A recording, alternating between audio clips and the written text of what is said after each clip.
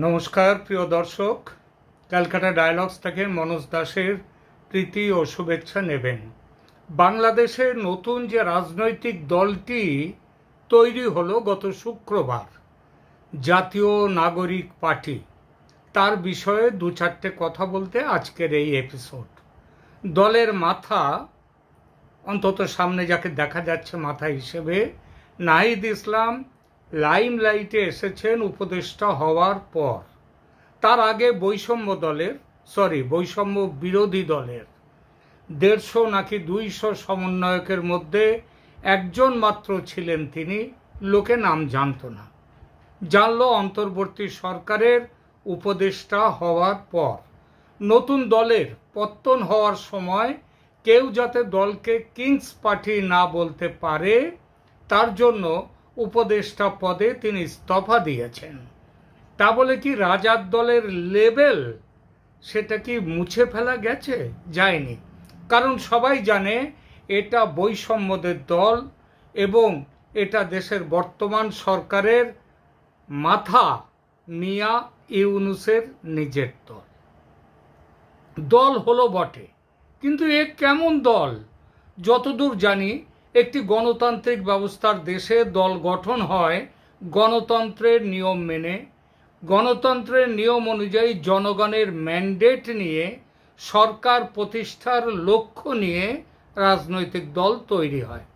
এজন্য দলকে নির্বাচন কমিশনে নথিভুক্ত হতে হয় এবং সেটা হতে গেলে দলের নীতি ও আদর্শ কি, দলের গঠনতন্ত্র কি ইত্যাদি চূড়ান্ত করে সেটা জমা দিতে হয় নির্বাচন কমিশনে।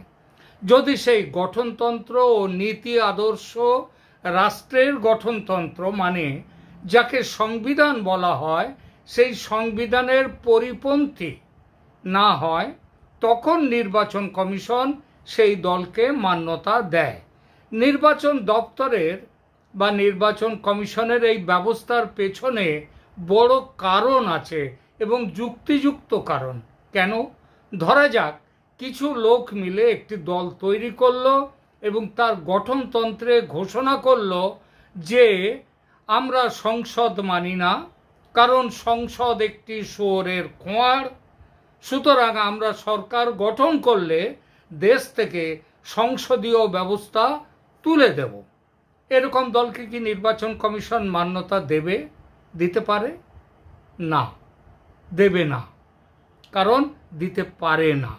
সুতরাং দলের নীতি ও আদর্শ, দলের লক্ষ্য, দলের গঠনতন্ত্র, এই বিষয়গুলো পাকা করে তবেই একটি রাজনৈতিক দল তৈরি হতে পারে। রাজনৈতিক দল আর ডাকাত দলের তফাৎ এখানেই। ডাকাত দলের ডাকাতি করা থাকে একমাত্র উদ্দেশ্য, এবং তার জন্য কোথাও কোনো রেজিস্ট্রেশনের দরকার পড়ে না। কয়েকজন মিলল, তারা ডাকাত দল তৈরি করলো, তাদের উদ্দেশ্য হচ্ছে লুটপাট করা এবং লুটপাট করে নিজেদের যে আখের গুছিয়ে নেওয়া, নিজেদের সম্পদ বাড়ানো। শুনেছি মেক্সিকোতে অবশ্য দুর্বৃত্ত দল তাদের নিজেদের মধ্যে একটা আবার কনসোর্টিয়াম গুছিয়ে থাকে এবং সেখানে তাদের সমন্বয়ক সংস্থা সেখানে তারা থাকে। অর্থাৎ কোনো দল যদি বিপদে পড়ে, অন্য দলগুলো তার সাহায্যে এগিয়ে আসে। তারা সেটা রাজনৈতিকভাবে হোক আর আইনিভাবে হোক, যে কোনোভাবেই হোক, তারা আছে।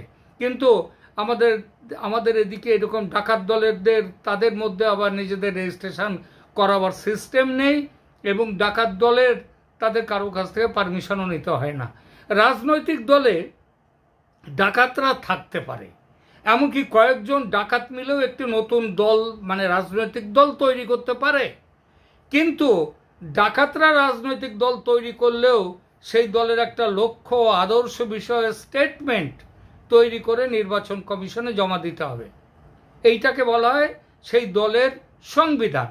দলের মূল লক্ষ্য হচ্ছে জনগণের পশ্চাতে, এইসব দলের যারা ডাকাতের দ্বারা তৈরি করা দল, তাদের মূল উদ্দেশ্য হচ্ছে জনগণের পশ্চাতে বংশদণ্ড প্রবেশ করানো। এবং হতেই পারে দলের সংবিধানে সেই বংশদণ্ডের কথা থাকবে না, দলের সংবিধানে থাকবে অন্তত সাম্য, গণতন্ত্র, মৈত্রী, সুশাসন, ইত্যাদি কথা রাখতেই হবে, কারণ সেটা হচ্ছে নিয়ম। বৈষম্য কোম্পানির, আবার বৈষম্য কোম্পানির, আরে বৈষম্য বিরোধী কোম্পানির লোকজন মিলে এই যে নতুন দলটি করলো, তার নীতি আদর্শ বিষয়ের কোনো স্টেটমেন্ট বা দলীয় সংবিধান তৈরি হয়েছে কিনা সেটা বোঝা গেল না। অন্তত সে সম্পর্কে আমাদের ওই দলের গঠনতন্ত্র নিয়ে ইত্যাদি নিয়ে যেসব কথা, কিছু কথা বললেন আমাদের নাহিদ ইসলাম সাহেব এবং আরও অন্যান্য যারা খুচখাচে এদিক ওদিক বলে ফেললেন, তারা কিন্তু এই সমাবেশে সেই সংবিধানের বিরোধের নামে কিছু বললেন না, যে দলের লক্ষ্য গণতন্ত্র ইত্যাদি ইত্যাদি এ সম্পর্কে কোনো কথা হলো না। তারা দেখা গেল সেটা আছে কিনা সেটা অন্তত আমরা জানতে পারলাম না, হয়তো থাকতেও পারে, কিন্তু সেদিনের অন্তত আমরা সেটা জানতে পারিনি। জনসমাবেশে অবশ্য পুরো সংবিধান পড়া যায় না, এটা ঠিক, তবে তার একটা সার সংক্ষেপ তো দেয়া যায়, মানে প্রধান প্রধান বিষয়গুলো তো বলা যায়। অনেক তো আগডুম বাগডুম কথা সেদিন বলা হয়েছে, কিন্তু এই ব্যাপারটা নিয়ে তো তেমন কিছু কথা হয়নি। সাধারণত কিন্তু এগুলোই বলা হয় দলের যে প্রথম যে অধিবেশন, যেখানে দলের শুরু হচ্ছে, সেখানে এই কথাগুলোই কিন্তু থাকে সাধারণের জানার জন্যে। কারণ সাধারণত ওই দলের ভেতরের কয়েকজনের সাথে মিলে বসে দলের গঠনতন্ত্র তৈরি করে না, সাধারণকে সেই জন্য জানাতে হয়। অবশ্যই নতুন দল কি চায় সে বিষয়ে একেবারেই যে কিছু বলা হয়নি সেটা কিন্তু নয়। দলের প্রধান জনাব নাহিদ ইসলাম দু চারখানি গোল গোল কথা আবার বলছি বলেছেন, যে কথাগুলো বাংলাদেশের জনগণ যে ইতিপূর্বে শোনেনি, এই সব টার্মগুলো, শব্দগুলো, সেগুলো বাজি রেখে বলা যায়। এসব আগে না শোনা বম্বাস্টিং কথা বলে নতুন দলটি সম্ভবত জনগণকে বোঝাতে চাইছে আমরা সবার থেকে আলাদা, আমরা আমাদের মতন, এবং আমরা তোমাদের একখানি নতুন বাংলাদেশ দেব। মোটামুটি দুটো নতুন কথা বলা হয়েছে দলের লক্ষ্য হিসেবে। দল ধর্মনিরপেক্ষ রাষ্ট্র বা সেকুলার স্টেট প্রতিষ্ঠিত করবে নাকি ইসলামী রাষ্ট্র করবে সে নিয়ে কোনো কথা নেই, শুনলাম না। অথচ গত ৬-৭ মাসে দেশ জুড়ে নাহিদ ইসলামরা যা করেছেন ও করছেন, তাতে এই প্রশ্নটাই কিন্তু সবচেয়ে জরুরি।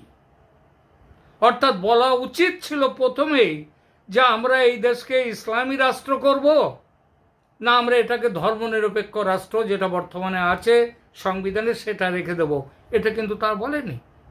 তারা নিজেরাই সংবিধান সংশোধনের ব্যবস্থা তারা করছে। দল সাম্যবাদ ও সমাজতন্ত্রে বিশ্বাসী নাকি ধনতন্ত্রে বিশ্বাসী, এসব কথাও থাকবে ভাবা গিয়েছিল। এরকম আরো অনেক বিষয় তো ভাবা যায় যেগুলো থাকা উচিত। এরা অবশ্য তার ধার পাশ দিয়ে যায় এমন কোনো কথা বলেনি এখানে, আমরা অন্তত শুনতে পেলাম না। তার জায়গায় যে দুইখানি ওই বম্বাস্টিং কথা বলেছেন, সেই দুটো কথার বিষয়ে এখানে বলি, কারণ এখানে তো সব বিষয় নিয়ে আলোচনা করা যায় না, আগে ওই দুটো বিষয় নিয়ে বলি। শুনলাম এই দল দেশে নাকি সেকেন্ড রিপাবলিক তৈরি করবে। এক বাংলাদেশের দর্শক আমার কাছে জানতে চেয়েছেন, দাদা এই সেকেন্ড রিপাবলিক বস্তুটি কি, এটা খায় না মাথায় দেয়?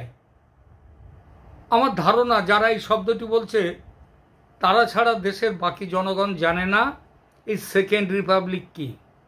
এমনকি এমন সন্দেহ অমূলক হবে না যদি বলি যে যারা খুব আদর করে, খুব গর্ব করে বলল আমরা সেকেন্ড রিপাবলিক তৈরি করতে চাই দেশে, তারাও কি জানে এই সেকেন্ড রিপাবলিক মানেটা কি? তার আগে সেকেন্ড রিপাবলিকে যাওয়ার আগে বলি রিপাবলিক মানেটা কি। জনগণের দ্বারা নির্বাচিত সরকার যে দেশে শাসন চালায়, অর্থাৎ ভোটের মাধ্যমে নির্বাচিত সরকার থাকলে সে দেশকে বলা হয় রিপাবলিক। বাংলায় প্রজাতন্ত্র বলা হয়, রিপাবলিক শব্দের বাংলা মানে হলো, বাংলা অর্থ হলো প্রজাতন্ত্র। বাংলাদেশ যে প্রজাতন্ত্র এটাই তো জানতাম এতদিন। হ্যাঁ, অভিযোগ উঠেছে সেই নির্বাচন জালিয়াতি করে হয়েছে, কারণ ওই নির্বাচন করে মাথায় বসেছে শাসক হয়েছে বলেই তো দেশটা প্রজাতন্ত্র, জনগণের মত নিয়ে। তো এইবার যেটা হচ্ছে অভিযোগ উঠেছে সে নির্বাচন জালিয়াতি করে হয়েছে। তাই এরকম অভিযোগ অর্থাৎ জালিয়াতি করে নির্বাচনের অভিযোগ পৃথিবীর কোন দেশে কোনো না কোনো সময়, পৃথিবীর সব দেশেই হয়েছে। 2020 সালে পৃথিবীর প্রাচীনতম গণতন্ত্রের দেশ আমেরিকায় নির্বাচনে জালিয়াতির অভিযোগ করেছিলেন স্বয়ং আজকের রাষ্ট্রপতি ডোনাল্ড ট্রাম্প। আদালত সে অভিযোগ খারিজ করেছিল। ট্রাম্প কি বলেছিলেন? বলেছিলেন তাকে জালিয়াতি করে হারানো হয়েছে। আদালত সে অভিযোগ খারিজ করেছিল। পৃথিবীর বৃহত্তম গণতন্ত্র ভারতে প্রতি বছর কেন্দ্রে ও রাজ্যের নির্বাচন হলেই কোথাও না কোথাও জালিয়াতির অভিযোগ ওঠে। তাই বলে কি দেশের পরিচয়ে ভারত একটা প্রজাতন্ত্র সেটা কি বাতিল হয়ে যায়, অচ্যুত হয়ে যায়? প্রজাতান্ত্রিক বাংলাদেশে শেখ হাসিনা যদি জালিয়াতি করেও নির্বাচনে জিতে থাকেন, তর্কের খাতিরে মেনে নিলাম, তাতে দেশের প্রজাতান্ত্রিক পরিচয় কেন নষ্ট হবে? তাছাড়া আবার অভিযোগ করলেই তো হয় না, অভিযোগ করলেই অভিযোগ সিদ্ধ হয় না। এই যে নাহিদ ইসলাম, সার্জিস আলম এবং আরও সব উপদেষ্টা এবং সমন্বয়কদের বিরুদ্ধে এই যে এখন একটা কথা উঠেছে, তারা কোটি কোটি টাকা বিদেশে বিটকয়েনে সেখানে লাগিয়েছে, বিনান্সে লাগিয়েছে। আমি তো কয়েকদিন আগে এই নিয়ে একটি প্রতিবেদনও করেছি। তা অভিযোগ করেছি বলেই সেটা তো সত্যি বলে ধরা হবে না যতক্ষণ না, এমনকি বিনান্সের আমি তো সেখান থেকে দেখিয়ে দিয়েছিলাম কোথায় তাদের টাকাটা আছে, তাদের নাম আছে। তবুও যতক্ষণ না এই অভিযোগ আদালতে সাব্যস্ত হয়, প্রমাণিত হয়, ততক্ষণ তাদেরকে চোর বলা যাবে না। তা হাসিনা যদি জালিয়াতি করে নির্বাচনে জিতে থাকেন, সে অভিযোগ নিয়ে আদালতে কি প্রমাণিত হয়েছে? সেই অভিযোগ আদালতে প্রমাণিত হলে অভিযোগ তবেই তো বলা যাবে যেটা জালিয়াতি করে নির্বাচন হয়েছে। সেটা কি হয়েছে বাংলাদেশে? হয়নি। তাহলে বাংলাদেশ তো প্রজাতন্ত্রই থাকবে, কেন থাকবে না? আসলে বাংলাদেশের সব কিছুই ভীষণ রকমের অদ্ভুত। ভারতে রিগিং জালিয়াতির অভিযোগ উঠলেও নির্বাচন বয়কট করে না কোনো দল। আর বাংলাদেশে বিএনপি এবং তার সঙ্গীরা নির্বাচনে অংশ না নিয়ে, মানে নির্বাচন বয়কট করে আওয়ামী লীগের বিরুদ্ধে অভিযোগ তুলে কি করছে? গণতান্ত্রিক ব্যবস্থাকে প্রশ্নবিদ্ধ করছে। দোষটা কার? বাংলাদেশের প্রজাতন্ত্রের নাকি রাজনৈতিক দলগুলোর? দলের ভুল বা অপরাধ প্রজাতন্ত্রের ঘাড়ে চাপিয়ে এই যে সেকেন্ড রিপাবলিক কথাটির আমদানি করলেন নতুন দলের মহাপণ্ডিতরা, তাদের বিরুদ্ধে অভিযোগ উঠলে, মানে ধরা যাক তারা যদি ক্ষমতায় আসেন এবং ক্ষমতায় আসার পর তাদের বিরুদ্ধে অভিযোগ উঠে আবার এই যে জুলাইতে যা হয়েছে ওই রকম মানে গণ অভ্যুত্থান বা ষড়যন্ত্র যাই বলেন না কেন, বিপ্লব খবরদার বলবেন, ওটা বিপ্লব নয়। বিপ্লব বললে বিপ্লবকে হেয় করা হয়, অপমান করা হয়। তো এই যে এদের বিরুদ্ধে যদি এরা ক্ষমতায় আসেন এবং এদের বিরুদ্ধে যদি অভিযোগ ওঠে, তখন কি থার্ড রিপাবলিক তৈরি হবে কিংবা ফোর্থ রিপাবলিক? হ্যাঁ, আসলে নতুন দলের পণ্ডিতদের মাথায় ঘুরপাক খাচ্ছে কি জানেন? ওই সেকেন্ড রিপাবলিক, এরা অনেক পড়াশুনো করেছেন তো, সুতরাং সেইগুলো আনতে হবে। তো বিপ্লবকে কোথায় খুঁজে পাবেন? ওই যে কয়েক মাস আগে বললেন না যে বিপ্লব বলে ঘোষণা করতে হবে, তারপরে তো পিছিয়ে গেলেন, দেশের মানুষ রাজি হলো না, এমনকি এই দলের সঙ্গে যারা আছেন তারাও রাজি হলেন না, এই সরকারের সবাই রাজি হলেন না। তো সেটা যখন রেভলিউশন নাম দেওয়া গেল না, বিপ্লবের ঘোষণাপত্র জারি করা গেল না, তখন এইবার এই যে নতুন দলের যে নামকরণ তার মধ্যে নিয়ে আসা হলো, তার ভেতরে নিয়ে আসা হলো এই সেকেন্ড রেভলিউশন বা রিপাবলিকের গল্প। তো সেকেন্ড রিপাবলিক বস্তুটা কি, এটাও সেদিন একটু ব্যাখ্যা করে দিতে পারতেন। আমি বলি সেকেন্ড রিপাবলিকটা কি। সেকেন্ড রিপাবলিক হচ্ছে ফ্রান্সে একটা রিপাবলিক গভর্নমেন্ট তৈরি হয়েছিল। কবে থেকে? 1848 থেকে 1852। এটা তৈরি হয়েছিল কখন না 1848 সালে, যখন ফরাসি বিপ্লবের ফলে দেশ থেকে রাজতন্ত্র চলে গেল অর্থাৎ ফ্রান্স দেশটা আগে ছিল, সেটা একটা রিপাবলিক ছিল, কিন্তু সেইটাকে আর তখন রিপাবলিক থাকলো না, রিপাবলিক ছিল না, সেটা মনার্কি ছিল। এই মনার্কি চলে যাওয়ার পরে যে বিপ্লবের ফলে যে চলে গেল এবং নতুন যে সরকার এলো, এই সরকারকে বলা হলো, তখন বলা হলো second Republic. It was established after the February Revolution of 1841 which abolished the July monarchy. এই পণ্ডিতদের কাছে প্রশ্ন, বাংলাদেশে কি রাজতন্ত্র ছিল এতদিন, যে এখন শেখ হাসিনা সরকারকে বিদেশি শক্তির সঙ্গে ষড়যন্ত্র করে হটিয়ে আপনারা রাজতন্ত্রের বিদায় ঘটিয়েছেন বলে বগল বাজাচ্ছেন আর বলছেন সেকেন্ড রিপাবলিক প্রতিষ্ঠার গল্প? দেশে রাজতন্ত্র ছিল এতদিন? আর আপনারা বিপ্লব করে দেশের সরকার পাল্টেছেন নাকি ষড়যন্ত্র করে? দুইখানি বোমবাস্টিং ঘোষণার, একটা হলো এই সেকেন্ড রিপাবলিক যেটা বললাম, আর দ্বিতীয়টি হলো গণপরিষদ গঠন। গণপরিষদ কেন না, তারা দেশের সংবিধান নতুন করে লিখবে, এটাই তো গণপরিষদ হবে, তাই বলছে। সেই ভারতের কনস্টিটিউয়েন্ট অ্যাসেম্বলি, ভারতের কনস্টিটিউয়েন্ট অ্যাসেম্বলির সদস্যদের যে মিলে সংবিধান তৈরি করেছিল সেই গল্প, কিন্তু সেই কথাটা এখানে আনা হচ্ছে। কিন্তু ভারতের কনস্টিটিউয়েন্ট অ্যাসেম্বলির মেম্বার কারা ছিলেন? আরে তারা কিন্তু এমনি জোর করে এসে বসে তারা হয়নি।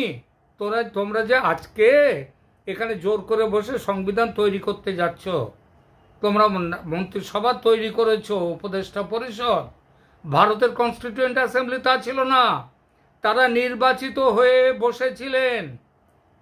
তাহলে জানাপা পার্টি, এই যে আপনারা বলছেন যে গণপরিষদে নির্বাচন হবে, গণপরিষদ তারা করবে কি, সংবিধান লিখবে, তারপর সেই পরিষদ বাতিল হবে, মানে এইটাই নিয়ম অনুযায়ী, এবং আবার একটি নির্বাচনের মাধ্যমে সংসদ তৈরি হবে, এই সংসদ থেকে মন্ত্রিসভা তৈরি হবে। এটা তো পঞ্চম বার্ষিকী পরিকল্পনারও বেশি, তার থেকেও বেশি সময় লাগবে।